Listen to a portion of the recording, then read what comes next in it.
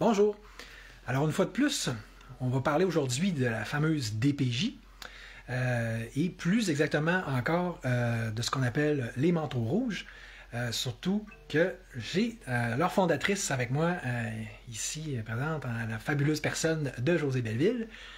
Je vais d'ailleurs vous montrer un petit peu mieux. Bonjour Josée, merci vraiment d'accepter cette entrevue. Ça me fait plaisir, merci de faire cette entrevue-là pour aider à parler de la cause. Oui, et donc celle des manteaux rouges, dont on a même une belle petite toile ici, hein, parce que je comprends. Oui. Plus, regarde, ça c'est leur formulaire avec la carte d'affaires, youpi. Fait que, tu sais, mettons qu'en termes de poutine de base, si tu m'expliquais ça, là, le principe de cette organisation-là, ça donnerait quoi à peu près, là? Mais dans le fond, le principe des manteaux rouges, c'est venu un peu un groupe de parents, grands-parents, que ça fait 3 ans qu'on se parle. On a vu que on était plusieurs parents qui ne savaient pas quoi faire, comment... par rapport à DPJ spécifiquement, c'est vraiment... Oui, ouais. Par rapport avec la DPJ, on ne savait pas comment naviguer, on ne savait pas qu'est-ce qui se passait. On se posait toutes les mêmes questions, on se pensait toutes seuls.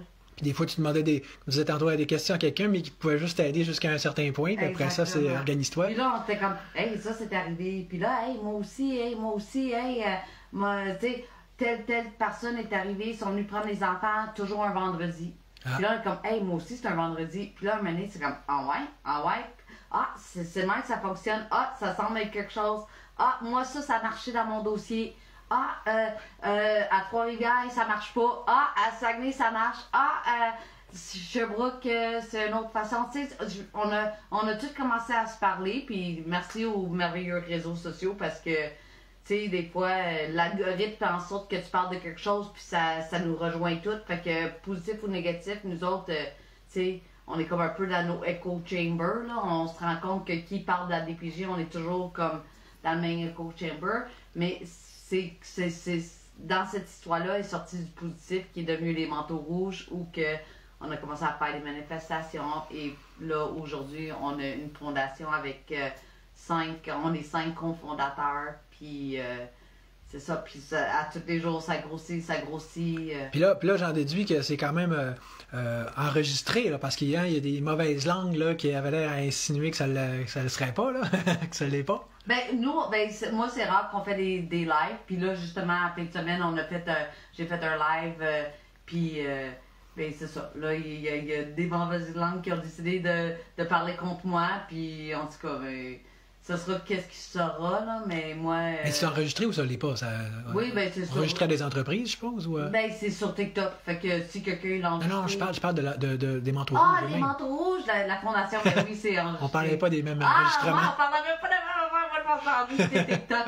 Oui, la compagnie est enregistrée, je vous confirme. Oui. C'est les manteaux rouges et non Fondation Un manteau rouge. Ouais. Parce que c'est là qu'est arrivé le déclic, c'est qu'il y a une fondation déjà qui existe du manteau rouge. Ah, ok.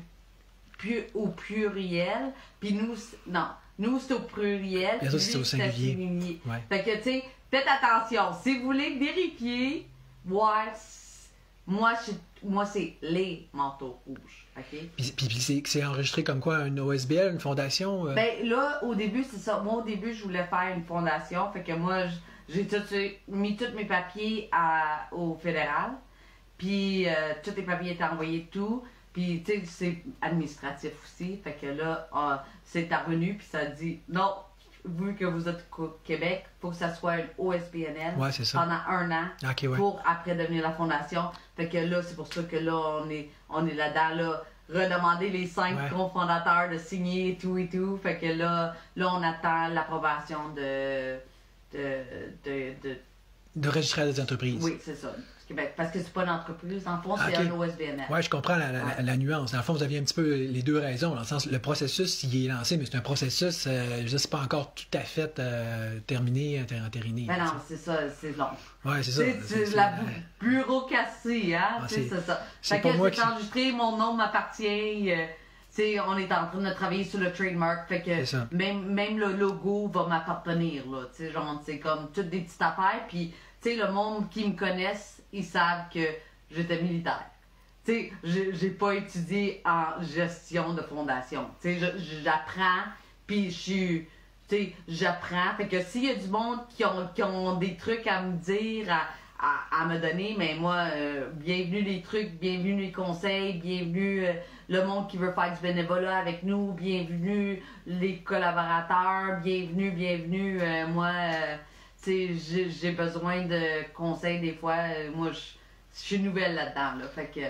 Ouais, puis en tout cas, ton côté militaire, je pense qu'il te sert en même temps parce que manifestement le côté, on va dire, organisé, leadership, mais aussi courageux puis femme d'action, hein, on va arrêter de dire on va le faire, puis même celui du travail d'équipe, comme tu dis, les gens ne pensent pas nécessairement ça des militaires, mais les autres, il faut toujours que ça fonctionne en équipe. Puis d'ailleurs, c'est ça, tu as une bonne équipe autour de toi aussi, je pense? Oui, puis moi, depuis le début, je dis toujours l'union fait la force. Puis, comme tu as dit, peut-être parce que je suis militaire, mais, tu sais, moi, dans l'armée, des fois, tu es dû à travailler avec du monde que tu n'aimes pas nécessairement. Mais on travaille ensemble pour arriver à la mission. Fait que moi, je suis capable de travailler avec du monde qu'on n'est pas nécessairement d'accord avec, puis... la mission est là, on est capable de travailler ensemble, on a toutes des personnalités, on a toutes des forces différentes, puis c'est ça qui fait en sorte que toutes les forces ensemble, si on est capable de dire « Ah oui, elle est bonne communication, elle est bonne en écriture, elle est bonne en marketing », tu sais, c'est là que c'est pas grave des problèmes de gauche à droite, là, on va là, on travaille tous ensemble pour la mission, puis moi je pense que c'est une de mes forces justement là, de ramener le monde puis travailler. De concentrer ça. Oui, c'est ça. Écoute, dans notre pré-entrevue, j'ai oublié de te poser une question. Je la poserai dans le sens question de savoir si je peux te la poser. Mais là, on est en live. Écoute, au pire, je vais te la poser. Puis si t'es pas à l'aise, tu vas me dire non, on passe à un autre appel, OK? Mais c'est par rapport à justement l'aspect militaire. Est-ce que tu serais à l'aise de nous expliquer ça pourquoi tu as plus de temps maintenant, donc tu n'es plus techniquement dans l'armée en tant que tel? Ou, oui, ça ne me dérange pas. OK. Ben oui, ça ne me dérange pas. Moi, j'ai fait 13 ans dans l'armée. J'étais dans l'Air Force. Puis la raison que je suis plus dans l'Air Force, c'est parce que moi, j'ai refusé le vaccin. Wouhou! Youhou! Fait que je fais partie des 4% qui sont fait mettre dehors de les forces parce que j'ai refusé le vaccin. Comme récompense, puis comme félicitations pour avoir... Exactement. Pour avoir fait un bon service. Puis avoir protégé votre propre corps, puis les principes légaux de base. C'est pour ça que j'ai tout ce temps-là maintenant à me consacrer à travailler pour ma fondation. Être une guerrière à un tout autre niveau, mais plus utile et fondamental qu'à moi. Fait que là, sur le plancher des vaches, justement, comment que ça fonctionne? Parce que les gens qui ont des problèmes de DPJ, c'est pas ça qui manque, même on dirait qu'il y en a de plus en plus ou qu'on entend de plus en plus parler. Ouais. Fait que là, mettons moi, là, j'en ai un aussi, là, je voudrais m'inscrire. C'est quoi la procédure, puis qu'est-ce que ça veut ce que vous offrez au final, là, tu sais? OK, bien, premièrement, on a un site internet qui est le www.lesmanteauxrouges au pluriel. .org. Fait que vous allez là-dessus, vous pouvez vous inscrire, marquer votre nom, blablabla, vous inscrire, c'est gratuit. C'est un service gratuit. On n'est pas payé pour ça, c'est uniquement du bénévole. Comme on cherche des financements, on cherche du monde qui voudrait nous donner pour être collaborateur, pour nous donner des dons, puis tu sais. Tu t'inscris, tu dis, il y a comme un chat automatiquement qui va dire bonjour, vous êtes chez le Manteau Rouge, est-ce qu'on peut vous aider? Puis c'est là que vous pouvez dire, exemple, bonjour, je m'appelle José, j'ai besoin d'aide. Vous marquez votre numéro de téléphone. Et puis, moi, je vous appelle, puis on prend un rendez-vous pour voir qu'est-ce qu'on peut aider. Qu'est-ce que je peux faire pour vous? Puis... Fait que c'est ouvert d'un bord puis de l'autre. C'est ouvert pour ce qui est de devenir membre bénévole, puis c'est ouvert aussi pour ce qui est de devenir bénéficiaire. C'est ouvert à tout le monde. Exactement. Puis, tu sais, je veux aussi que le monde comprenne que c'est... on n'est pas là pour être anti-DPJ. On est plus là pour être comme un pont à la société. On est là parce qu'on s'est rendu compte qu'il manque beaucoup de services. Tu sais, avec la loi 15, tu sais, on entend beaucoup parler que c'est l'intérêt de l'enfant. L'intérêt de l'enfant, c'est plus l'intérêt de la famille. Fait que, qu'est-ce qui arrive, c'est comme si ça allait pas ensemble. Comme si l'intérêt de la famille était inverse à celui de l'enfant. C'est ça. Fait que l'intérêt de l'enfant. Puis, même si c'est l'intérêt de l'enfant, puis j'aimerais ça que le monde sache aussi, je suis pas anti-famille d'accueil, anti-banque mixte, anti-enfant qui est placé au centre jeunesse. Justement, c'est eux autres qui ont besoin. Puis que si tu es une famille d'accueil, si tu vois que ton enfant qui est chez vous manque du service, puis t'as peur, il faut qu'on se comprenne qu'on est toutes des victimes. Genre, les familles d'accueil, les banques mixtes aussi, les personnes qui ont adopté, on sait qu'ils ont fait affaire avec la DPJ pour adopter des enfants. Fait que si vous êtes un de ces parents-là, puis vous voyez que votre enfant il est maintenant à TSA, puis il n'y a pas de service, puis tu sais, vous voyez qu'il souffre, mais puis personne ne fait rien, mais c'est là que je veux devenir. Je veux être comme la place centrale pour aider. Le chaînon manquant, là, ouais. Une famille d'accueil qui a peur, que Gentil a dit à la DPJ qu'elle consomme trop de boissons dans la nuit, puis elle est rendue qu'elle boit une bouteille par nuit, puis elle a peur, puis elle veut pas perdre son enfant en famille d'accueil, puis personne ne lui donne des services. Je suis là pour ça. Je suis là pour travailler avec tout le monde, comme pas de jugement. Moi, je veux aider les enfants. Tu sais, je veux aider les enfants. Pour vrai, là. Oui, dans le vrai intérêt supérieur de l'enfant. D'ailleurs, à fond, il y a une distinction assez importante puis fondamentale qui émerge de ce que tu dis, c'est que il y a comme une nuance à faire entre le fait d'être capable puis de vouloir travailler en équipe, si on veut, de façon constructive avec la DPJ. Mais en même temps, s'il y a des PJ, il n'y en avait pas de problème, vous n'auriez pas de raison d'exister. C'est parce qu'il y a des, on va dire, des problématiques assez fondamentales, pour le moins qu'on peut dire, avec cette organisation-là, que vous êtes là. Ben, tu sais, puis le problème fondamental, c'est pas par écrit. C'est là ça devient bureaucratique. Tu sais, ça devient dans l'administration. Ça devient dans la procédure. Il y en a qui connaissent le protocole. Il y en a qui ne connaissent pas le protocole. Il y en a des employés qui sont parfaits, puis sont bonnes, puis sont là pour les bonnes raisons. Bien, il y en a des intervenants qui sont là pour la paye, puis ils ne pourraient pas s'en calisser, puis c'est un trip d'ego. Tu sais, tu comprends-tu? C'est là que ça devient dur. Puis moi, l'affaire que je déteste le plus, c'est quand le monde dit « Josée, t'es anti-DPJ. » Je suis pas anti-DPJ. Moi, je veux juste que la DPJ soit là pour les bonnes raisons. Puis moi, je veux être comme un peu le chien de garde qui s'assure qu'ils font bien leur job. Il y en a des enfants qui en ont besoin. Il y a des bons intervenants aussi quand même. Exactement. Je suis pas contre. Il y a des parents qui sont fous, il y a des parents qui sont gentils, puis ils n'ont pas mérité, puis ils ont été demandés de l'aide, puis ils ont voulu avoir ils ont eu le courage pour demander de l'aide, puis la DPJ tend pas la main, puis il les frappe sur la tête, tu sais. Exact. Tu sais, c'est comme...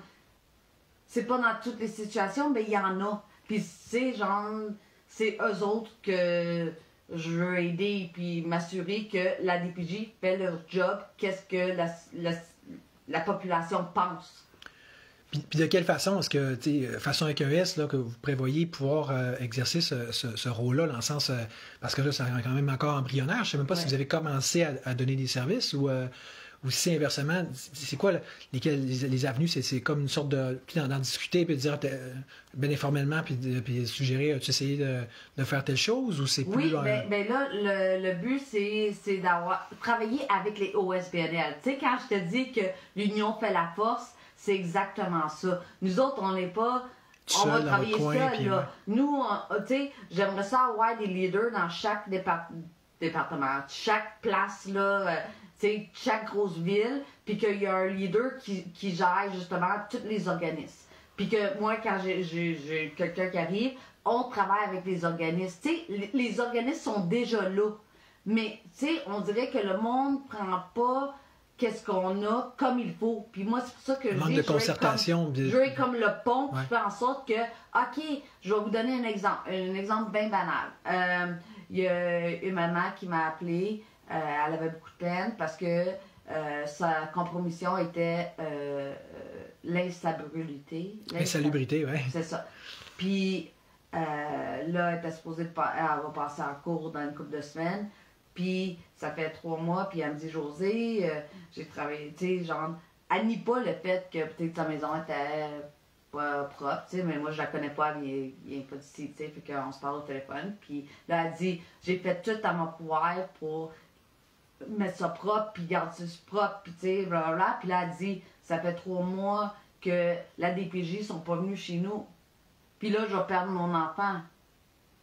Fait que là, j'ai fait comme, ben voyons donc. Fait le ménage pour rien, finalement. Fait que là, elle s'est mise en garde, tu sais. Fait que là, t'as une maman qui veut son enfant, qui est prête à travailler, qui met la main aux pâtes, puis là, il y a personne qui va confirmer que si c'est prête ou pas. Puis là, j'étais comme, mais là, elle dit, mais là, la travailleuse, elle veut pas. Fait que là, je suis comme, OK, mais là, on va essayer d'appeler. Fait que là, on a appelé la maison de la famille dans sa région où qu'elle travaille. Puis là, eux autres sont comme, oui, on a des intervenants, mais ils vont pas à domicile. OK. Là, appelle le CLSC. Faut qu'ils jugent le domicile sans être allé au domicile. C'est genre, tu sais, fait que là, je suis comme, OK, fait que là, trouve un autre organisme. Le CLSC, ben là, le CLSC, genre, on peut pas, ça va prendre 2 semaines. Ben là, on n'a pas 2 semaines, elle passe en cours, là. Si, ben là, c'est parce que, là, finalement, on a trouvé, je dirais pas le nom, parce que le monde va savoir, mais j'ai trouvé une place, puis là, j'ai dit, oui, bonjour, c'est Josée des Manteaux-Rouges, je suis une organisme du Saguenay, puis écoutez, voici la situation, est-ce qu'on peut s'aider? Tu sais, est-ce qu'on peut s'aider? On est là pour aider le monde. Tu sais, moi, tu sais, elle a besoin de quelqu'un qui va vérifier, qui dit que c'est beau, qui écrit une lettre pour confirmer que, OK, cette journée-là, j'ai été... Tu sais, ça devrait pas être compliqué. Tu sais, genre, fait que là, elle fait, ah oui, OK, je comprends, je vais rentrer en contact avec la madame, blablabla. Ça s'est bien fini. Mais tu comprends-tu, des fois, c'est juste le petit coup de main que quelqu'un a besoin pour pas que sa vie s'effondre. Tu sais, c'est comme, pas parce que ta maison est pas propre, t'es pas une bonne maman, se comprends-tu? Tu sais, c'est comme, tu sais, l'humanité, on a perdu l'empathie, puis l'humanité, puis... L'entraide, puis c'est ça, exactement. Fait que, tu sais, moi, c'est plus côté de la mission des Manteaux, c'est l'entraide, puis aider, puis trouver des ressources pour ces mamans, pour qu'ils deviennent bien, pour que la famille soit réunie ensemble, tu sais.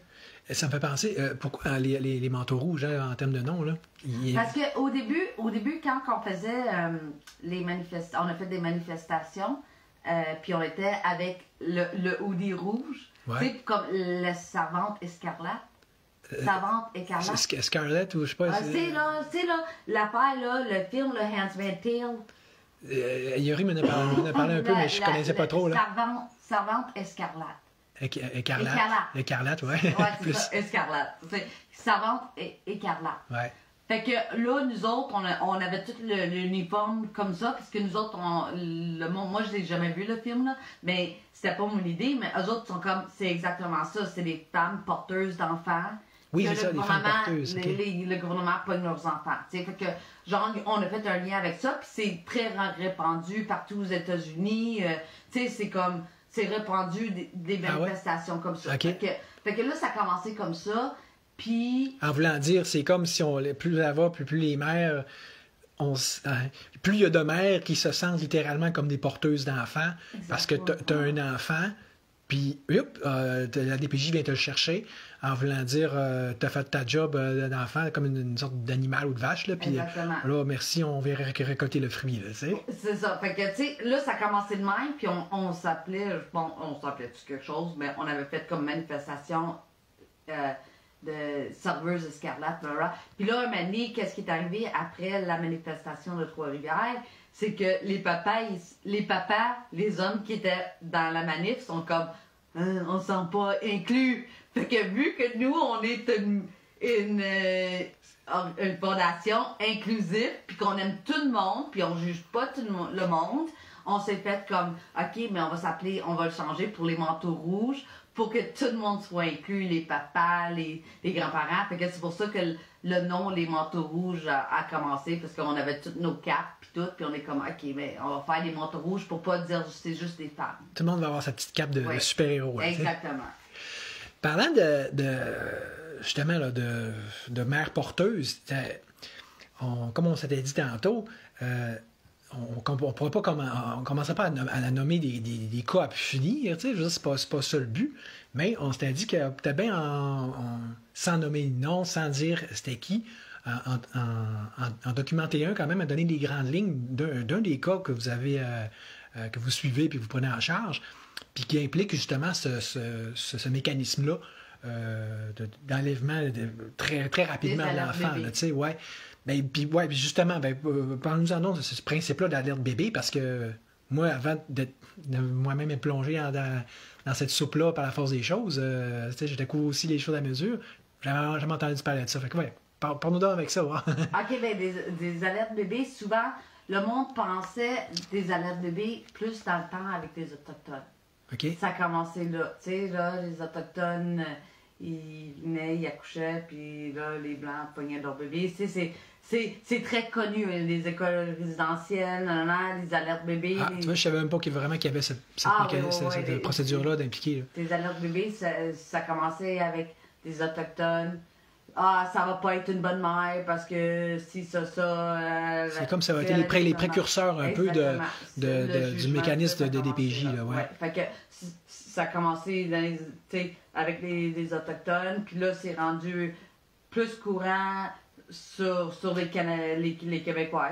Puis tu sais, je dis Canadiens parce que c'est partout dans le monde. C'est un phénomène qui existe, des alertes bébés. Si t'es l'aide sociale, t'as des precursors, là, comme t'es au centre jeunesse, t'es dans une relation abusive, tu fais partie avec le programme HOLO. On a marqué aussi dans nos dossiers que beaucoup les mamans qui étaient à faible revenu, mais eux autres se fait offrir ce côté pour dire « Hey, on a un programme HOLO qui est œuf, lait, orange. » Puis là, c'est un programme du CLSC qui fait en sorte que la maman, elle mange bien pendant sa grossesse. Fait que c'est des coupons. C'est des coupons que eux autres se fait financer par le gouvernement pour donner aux mamans. Puis, sur le même affaire, c'est les travailleurs sociaux du CLSC. Fait qu'ils suivent ces mamans-là. Ils savent quand est-ce qu'ils vont accoucher.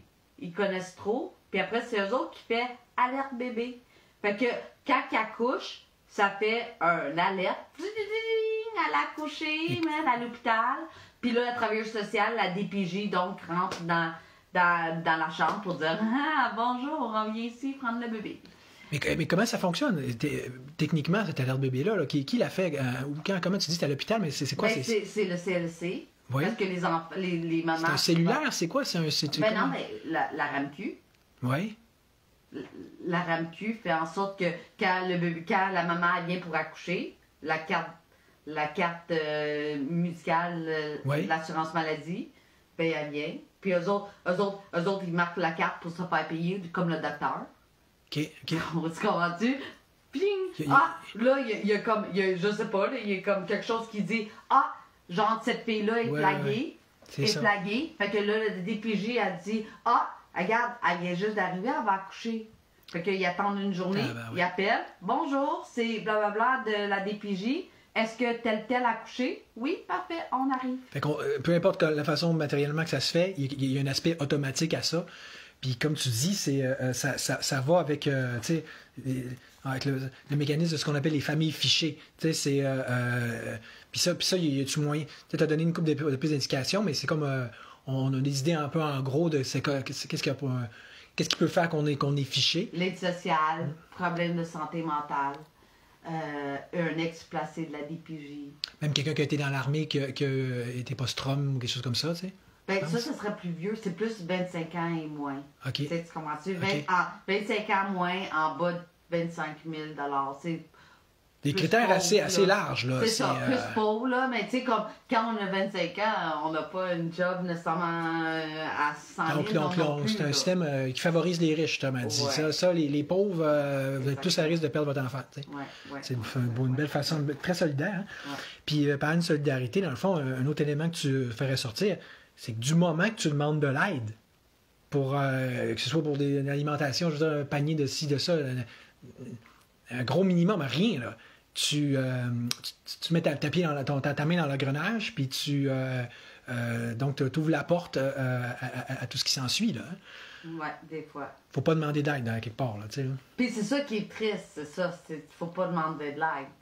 Puis moi, c'est ça que je veux enlever parce que tout le monde a besoin de l'aide des fois. Tu sais, tu peux pas juger quelqu'un parce que là, ça va mal, sa mère est décédée, puis là, il est en dépression, puis là, il a besoin d'un break. Il a 4 enfants, puis là, il est overwhelmed. Tu sais, tout le monde a le droit de demander de l'aide sans avoir peur que tu vas faire perdre. Sauf que là, dans le moment, c'est au contraire. On devrait avoir peur de demander de l'aide parce que tu as toutes les chances que ça se revire contre toi puis que tu sois puni pour avoir demandé de l'aide. Tu sais, comme les gens, des fois dans la culture, on dit, ben là, je veux pas passer pour un ci ou un ça, demander de l'aide, mais là, c'est pas juste de passer pour un ça, tu risques vraiment gros. Là. Puis, ben, si on en arrive justement comme... Parce que quelle meilleure façon d'exemplifier ça que le cas dont on avait parlé, là, de la madame qu'on nommera pas, même si certains n'auront pas misé à la reconnaître, je pense, mais pour des raisons justement de vie privée, puis dans une publication, puis de cours, puis tout ça. Mais donc, comme tu dis, il y a une certaine madame que tu connais, que c'est ça, le gros crime, grosse erreur qu'elle a faite, c'est qu'elle a demandé de l'aide à des PJ dans le temps. Fait que, si tu veux me parler un peu de ça, là. Mais, tu sais, c'est ça, tu sais, je veux dire, il y en a beaucoup de parents, là, qui sont désespérés, puis ils savent pas quoi faire, puis ils pensent que la DPJ, c'est la place pour demander de l'aide. Fait que il y a une maman qui a été demander de l'aide pour son enfant. Puis son enfant, il est rentré au CR. Puis, au CR, c'est comme tu disais, c'est comme l'aspect prison, un peu comme j'avais décrit dans mon propre live. Tu sais, as les centres jeunesse, mais tu as toujours une partie plus... la mini-prison de la place pour chacun des centres jeunesse. Fait que là, c'était ça pour ça. Ça s'appelle un centre de réhabilitation. C'est ça. Puis, tu sais, c'est comme, là, tu as des enfants qui sont au centre de réhabilitation. CR, je vais dire CR parce que c'est plus simple pour moi. Au CR, puis vous avez tout genre d'enfants là-dedans.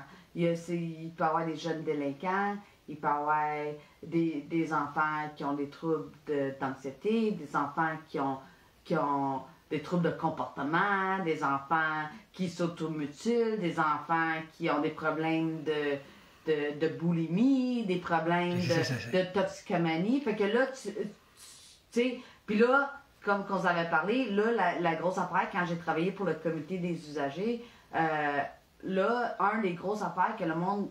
ils n'ont pas l'air à réaliser, puis je ne l'avais pas réalisé tant qu'à travailler là, c'est que là, on a des enfants qui vivent le transgenre. OK? Fait que là, c'est une réalité que là, il y a des enfants qui font la transition dans le centre jeunesse, puis leurs droits sont pas respectés en tant qu'enfants, tandis que qu'est-ce qui se passe au centre jeunesse, c'est d'une certaine façon. Puis à l'école, puis dans la société. À l'école, les droits sont respectés. Ils vont se faire rappeler, mettons, s'il veut changer de nom, il y a son nouveau nom. Mais en centre jeunesse, sinon, c'est ton certificat de naissance, c'est ça. Fait que fait que là, exemple, je vous donne un exemple, c'est un jeune, tu sais, 16 ans, genre homme, qui transitionne pour femme. Puis, vu qu'il est dans l'unité de gars, mais qui se sent femme, genre, lui, il veut se raser à tous les jours. Puis le centre jeunesse ne le permet pas parce que dans le protocole de le centre jeunesse, de l'aile où qui est, c'est que tu te rases aux 2 jours. Mais de toute façon, comme je mentionnais dans mon live là-dessus, c'est là qu'on voit l'aspect, pas juste un petit peu totalitaire, mais je veux dire, tu peux avoir plus invasif dans la vie privée que ça. Tu sais, je veux dire, c'est comme un mini-système totalitaire sous acide, là. Tu sais, quand tu dis ton nombre de rasages est géré, là. Ouais, exactement. Puis ça, c'est un des... Tu comprends, c'est un des aspects mais de sévice, si on peut dire. Mais tantôt, tu parlais même des fois, ils vont manquer de bouffe aussi. Ah oui, c'est ça, exactement. Les enfants sont rationnés, puis tu sais, à la maison, là, tu sautes un repas avec ton enfant, tu peux être appelé, fiché pour à la DPJ, hey, négligence. C'est un genre, ton enfant n'a pas mangé. Occupez-vous d'elle. Par contre, quand je travaillais au comité des usagers, c'est que les enfants, puis là, on parle des enfants de 12 à 18 ans, mais sont rationnés à comme un pogo et demi par personne, là. Puis des fois, quand on voyait les jeunes, on demandait « Est-ce que vous avez quelque chose que vous voulez parler? » Puis ça arrivait qu'ils disaient des fois, on manque de bouffe. Puis on a faim, là, tu sais. Ouais. Non, mais des fois, ils ont juste pas assez de bouffe. Fait que là, je suis comme, ben, comment ça? Comment ça peut arriver que t'aies pas assez de bouffe? Tiers-monde, là. Il y a pas assez de bouffe. Fait qu'ils ont commandé pour pas assez. Puis là, finalement, la fin de semaine, il est supposé avoir 10 jeunes. Puis là, cette fin de semaine-là, ils ont tous été méchants. Fait que là, ils sont tous rendus là. Fait que là, il y en a 20. Ben là, ils ont juste commandé pour 20, pour 10. Fait qu'il y a 10 personnes qui n'ont pas de bouffe. Fait que si c'est une mère ou un père qui fait ça, c'est de la négligence, ou pourtant, je sais pas qu'ils ont rajouté criminel, ça. Mais si la DPJ, c'est elle qui le fait, ça, c'est. J'imagine que c'est pas de la négligence, Non, ou c'est correct. Ça revient à ce que je disais à mon live de tantôt. C'est les autres, ils n'ont pas les mêmes droits. Les autres, ils peuvent s'en permettre pas mal plus, mettons. Là. Exactement. Comme encore des contentions physiques. Tu sais, on entend des ex-placés qui parlent comme quoi ils sont faits contentionner par un agent intervention. Même pas un agent intervention. Ouais, un agent comment t'appelles ça? Un gars là, qui fait des contentions. Là. Ce genre de gars, là, de gros douchebag, là, je crois. Genre, tu sais, Garda, là, genre. Ouais. Mais c'est parce que si tu fais vraiment la formation pour le centre jeunesse, une des affaires qui t'apprend, c'est l'Oméga. Oméga, là, c'est un protocole qui fait dire que, genre, la dernière ressource, c'est de faire une contention à un enfant qui est désorganisé, là. T'es supposé de parler, la pacification, puis tout ça. Mais, genre, si le gars d'intervention, il est occupé, puis il veut aller trouver son TikTok, puis il a pas 3 heures à te parler avec toi, là, il va sauter dessus, man, puis tiens, tu sais, mais c'est pas ça. Même principe qu'on voit avec la police, ou, tu sais, même dans les CHSLD, tu sais, c'est comme, n'importe quoi qui est gouvernemental, finalement, t'as la petite ligne de ce qu'ils sont censés suivre, mais on peut juste espérer qu'à suivre. Je veux dire, c'est comme, ils n'ont pas vraiment de conséquences s'ils font le contraire, tu sais. Puis une des affaires des manteaux rouges, c'est justement, c'est que on veut être comme le chien de garde, puis faire en sorte que, tu sais, on les tient responsables pour des affaires qu'ils font de pas correct. Tu sais, je veux dire, c'est nous autres, en tant que parents, en tant qu'humains, ce serait pas des affaires qu'on aurait droit, mais pourquoi qu'ils le fait sur nos enfants? D'où le principe d'au moins faire des dénonciations comme on fait là, ou au moins dans la mesure de ce qu'on peut faire légalement. Parce que, tu sais, en plus, ce que je trouve le fun avec ce que tu me dis, moi, dans mon live que j'ai fait à DPJ, je disais, tu sais, c'est des témoignages qui viennent de quand même longtemps. Puis j'étais là, moi, je vais donner le bénéfice du doute, peut-être que ça s'est amélioré. Mais je me doutais que c'était pas tout à fait parfait. Mais ce que tu me montres, c'est que c'est non seulement c'est encore d'actualité, mais c'est... Ben, moi, là, moi, je constate en tant que Josée Belleville, là, c'est... Puis de plus en plus, là, c'est que moi, dans le temps, il y a 10 ans, le CI, c'était pour des enfants de comme 12 à 18 ans. OK? Mais là, malheureusement, on voit de plus en plus de petits bonhommes de 5 à 12 ans qui sont aussi là maintenant. Puis ça, je l'avais pas jamais contesté. Il y a des choses qui empirent. En plus, que comme tu me disais, il y a une autre problématique qui s'ajoute à ça, c'est que le diagnostic, qui fait les diagnostics? C'est un peu comme pour le ADHD, l'hyperactivité, qu'il y a une surenchère de « Oh, oui, tu bouges un peu trop, t'es ADHD, on te met ces pilules. » Mais là, c'est le même principe, c'est que, parce que est-ce que c'est nécessairement des vrais spécialistes là, qui sont habilités légalement à faire ça, ou c'est plus des petites intervenantes, ou je sais pas, il n'y a même pas de formation légalement pour ça, là, tu sais? Ben, je sais pas si c'est eux qui donnent le diagnostic aux enfants, mais tu sais, peut-être c'est où qu'ils vont faire pour ça. Par contre, qu'est-ce qui arrive, c'est que le monde ne se rend pas compte, c'est que l'intervenante n'a pas nécessairement une formation en TSA, en hyperactivité, en anxiété. Fait que eux autres, oui, ils ont étudié en intervention ou travailleur social, mais pas nécessairement pour santé mentale. Moi, tu sais, genre, ma fille, quand elle était là, elle était supposément en santé mentale, puis les travailleurs sociaux, puis les intervenants, je sais, ils n'étaient pas formés en santé mentale. Fait que nous autres, on a trouvé une travailleuse sociale qui était formée en la même santé mentale que ma fille. Pour ça, ça marche. On pensait que ça marchait bien, tu comprends-tu? Fait que là, les mamans des fois qui m'appellent puis disent oui, ben mon enfant a été diagnostiqué avec un TSA, puis là, et même famille d'accueil, la famille d'accueil, là, elle peut avoir accepté un enfant, puis là, l'enfant il est TSA ou des besoins particuliers ou quelque chose, Mais cette famille d'accueil n'a pas plus de formation, là. Non. Fait que c'est pour ça que les manteaux rouges, tu sais, cette famille d'accueil aussi, elle se ramasse comme comment tu veux qu'elle aide cet enfant-là si elle n'a pas de service, puis là, elle a peur parce que si elle se plaint à des PJ qu'elle a besoin de service, mais là, elle a peur de perdre l'enfant. Ben oui, tu comprends-tu? Puis ça devient toute une grande roue, un servicieux, puis que là, tout le monde dit rien, puis dans le fond, qui souffre, c'est les enfants. Ben oui, puis ceci explique cela, parce que vu que tu peux pas parler, puis qu'ils s'organisent, puis que tu parles pas parce que sinon tu vas avoir des problèmes, ben là, ça fait encore plus de laxisme, puis encore plus de n'importe quoi. Parce que, tu sais, dans le sens, ils peuvent c'est sky's the limit, il n'y a rien qui les force à assurer un bon service. C'est ça. Puis là, ce qui explique que là, comme on peut voir, il y a une grosse baisse de qualité de service, mettons. Déjà, tout ce qui est gouvernemental, comme j'ai décrit dans mes lives, ça tu t'exposes à ce que ça n'aille pas très bien. Mais en plus, tu sais, comme tu disais tantôt, je prends juste au niveau des droits des trans, ben là, si tu passes de l'école à des PJ, boum, tu as une drop dans tes droits et dans tes services. Même chose si tu as un TSA, tu as des troubles, des besoins particuliers. Dans le système scolaire, ils vont pas prendre n'importe quel psychothérapeute, ils vont pas prendre n'importe quel orthopédagogue. Il faut que tu aies un diplôme. Fait que là, tes droits et tes services sont assurés. Tu arrives à des PJ, poum! Là, tu tombes à silence dans l'armée maintenant. Oui, c'est ça. Puis qu'est-ce qui arrive aussi, c'est que pas parce que tu vas demander de l'aide à la DPJ que la liste d'attente va être plus vite. Bah oui, c'est ça aussi. Tu sais, la liste d'attente est longue que tu... Déjà que c'est ça pour le système public en général, encore là, les PJ, on s'attend à ce que ce soit pire. Exactement. Fait que c'est ça. Puis tu sais, fait que là, pour en revenir à la personne qu'on nommera pas, qu'on disait tantôt,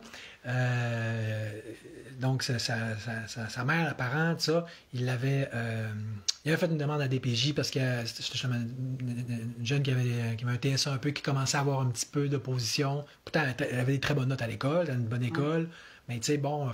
Des fois, on est parents, on n'est pas nous-mêmes si équipés que ça. On n'a pas de formation pour être parents, mais peut-être, je ne sais pas si c'est malheureux. C'est ça. Fait que, tu sais, qu'est-ce qui arrive aussi, c'est que après ces jeunes-là, tu sais, comme l'hypocrisie, c'est que, tu sais, il y a des parents, puis on pense que c'est comme eux autres qui vont nous aider, puis l'éducation aussi, ça devient, genre, complètement...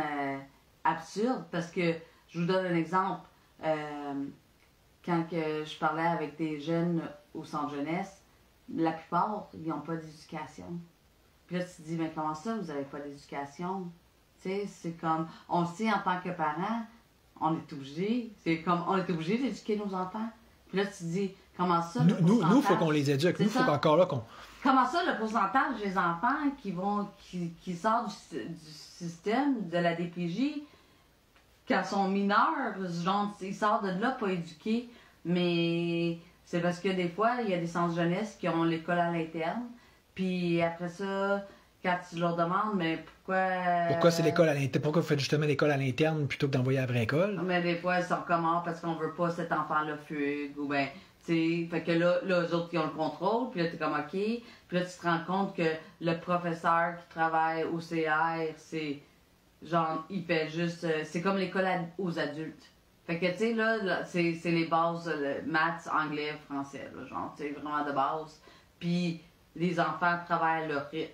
Fait que là, t'as tout genre d'enfants qui niaisent, puis OK, puis des fois, même, l'enfant se réveille pas le matin, puis là, t'es comme, ouais, mais là, force-les, mon enfant à l'école, là, tu sais, genre, c'est quoi tu fais? Puis les intervenants vont dire, mais on n'a pas le droit. On n'a pas le droit de le forcer, puis t'es comme, pourquoi qu'un parent...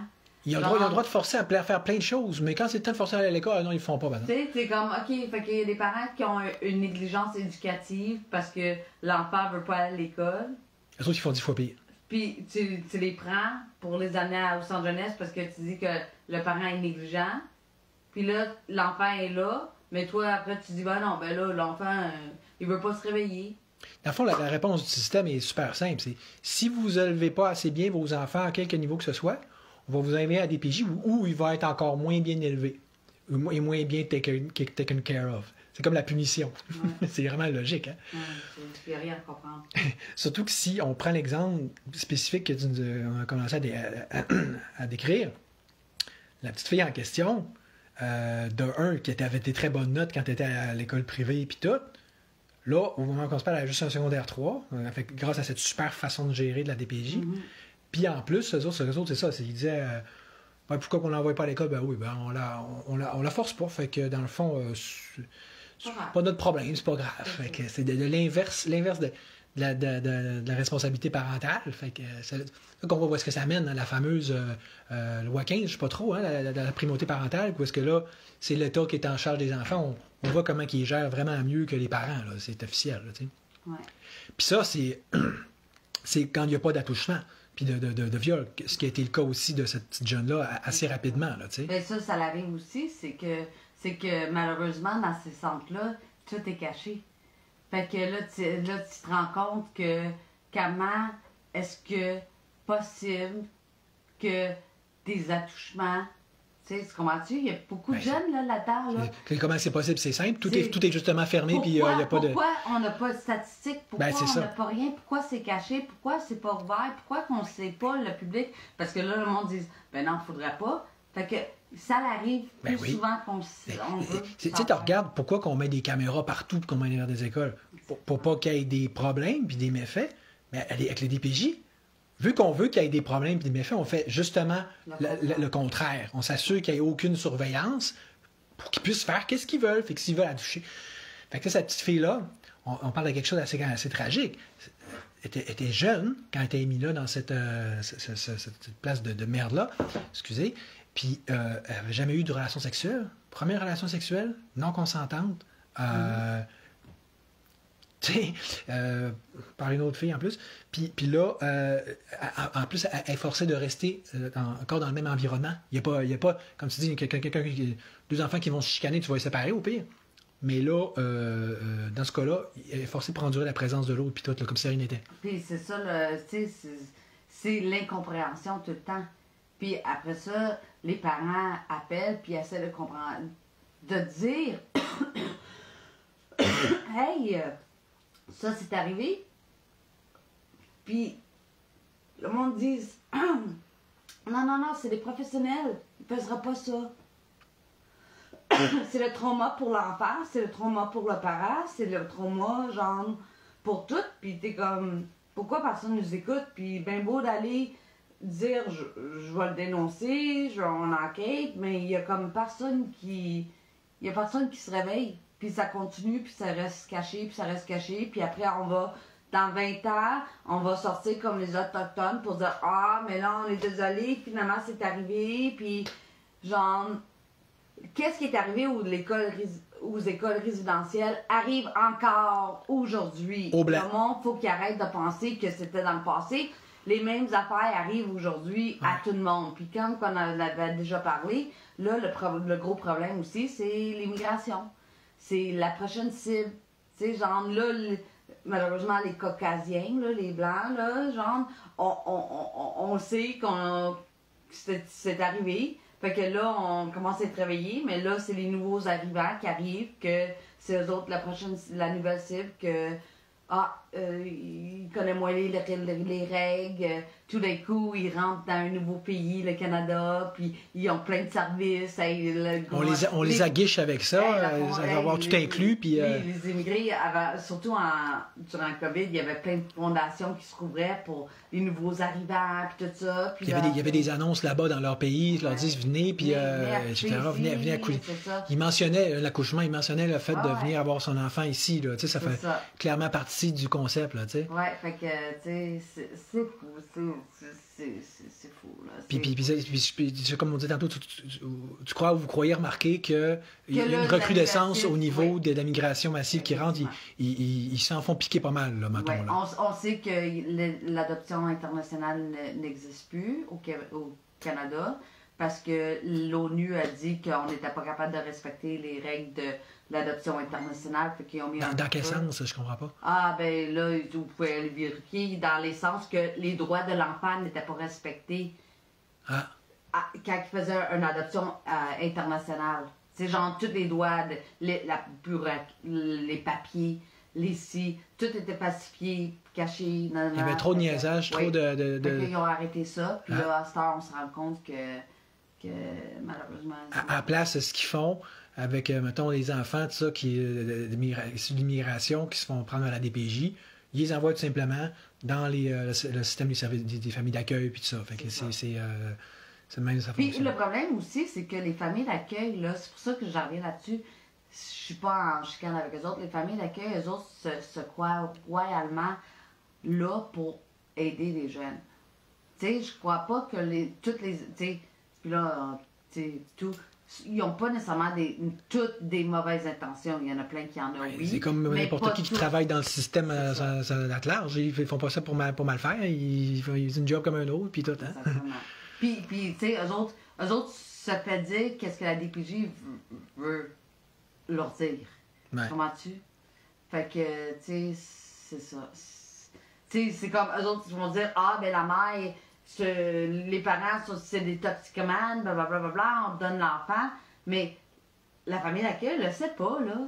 C'est-tu vraiment vrai ou bien c'est un alerte bébé puis que les parents étaient contents, puis là, ils se demandent c'est quoi, mais la famille d'accueil va dire « Ah, on va l'aider, on va l'aimer ».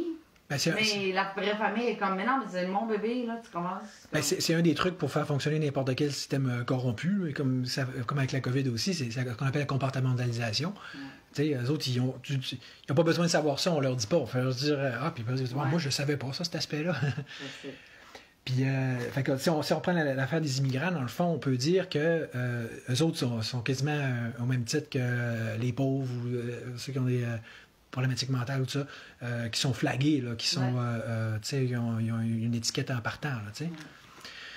Fait que, puis là, tu sais, pour reprendre, tu sais, comme à titre d'exemple... Je vais être obligé de partir bientôt. OK, OK, c'est beau. Puis, ben, tu sais, pour mentionner là, le cas dont on parlait, tu sais, la mère en question a fait une poursuite à un moment donné à la DPJ, mais après ça, la DPJ a fait du chantage pour lui faire enlever la poursuite. En gros, ça consistait en quoi déjà, ça? C'était...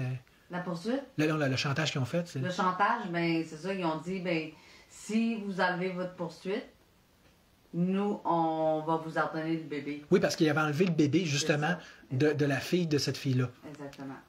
Fait que, tu sais, puis ça n'a jamais arrivé, fait que... Parce que là, la fille était revenue dans sa famille, tout allait bien, puis là, menée à un bébé, puis là, à l'heure de bébé, ils prennent le bébé, tu sais. Oui, c'est ça. Tu sais, je veux dire, il y en a des histoires. Puis, les histoires, là, sont... Tout le monde pense qu'ils ont une histoire incroyable. Genre, c'est juste moi, mais on a toute une histoire incroyable qui est dure à comprendre. Tu sais, j'en avais noté une, là, d'affaire de 140 bébés adoptés. Oui, ça, c'est à Trois-Rivières. À Trois-Rivières. Ça, il y avait, tu sais, ils sont en tutelle. Puis qu'est-ce qui est arrivé? Ouais. Qu'est-ce qui est arrivé? Qu'est-ce qui se passe là-dedans? Ah, rien. Ah, en tutelle, OK, on prochaine affaire, mais il n'y a rien qui se passe. Ils font un show avec cette affaire de tutelle-là, mais en fait, c'est pas pire que ça, là. Fait que, ben écoute, j'ai l'impression que t'as l'impression un peu de toute façon. Oui, c'est ça, faut que je sois quelque part à 3h30. Fait que c'est pour ça. On a fait un bon tour pareil, puis écoute, je te remercie bien gros. Merci à toi, merci d'être venu. Ça me fait plaisir de t'avoir rencontré. Oui. Oui, fait que... Puis si les gens ont besoin de te contacter, c'est Messenger, sur le site, etc. www.lesmanteauxrouges.org. Bon. Fait que, merci beaucoup, bonne chance avec toute la continuation de ces activités-là. Parce qu'on voit qu'il y a de la job à faire, hein? C'est comme pas ça qui manque. C'est correct, on est là. On est là pour le long haul, là. Tu comprends-tu? On est là, puis comme j'ai dit, si le monde a des conseils, il veut s'impliquer avec moi, il connaît des organismes qui veulent être collaborateurs avec les Manteaux Rouges, ben s'il vous plaît, contactez-moi, ça va me faire plaisir, puis si vous voulez avoir plus d'informations, le site est là pour ça. Excellent. Fait que, écoute... je vais dire salut à toi. Merci encore vraiment, José. À la prochaine. J'ai l'impression que c'est pas la dernière fois qu'on va se revoir. Parfait. Et puis, merci tout le monde. Partagez. Parce que là, moi, je trouve que c'est de la bombe. Là. Si vous ne partagez pas ces informations-là, je ne sais pas ce qui est le plus important à partager. Merci, bonjour, salut.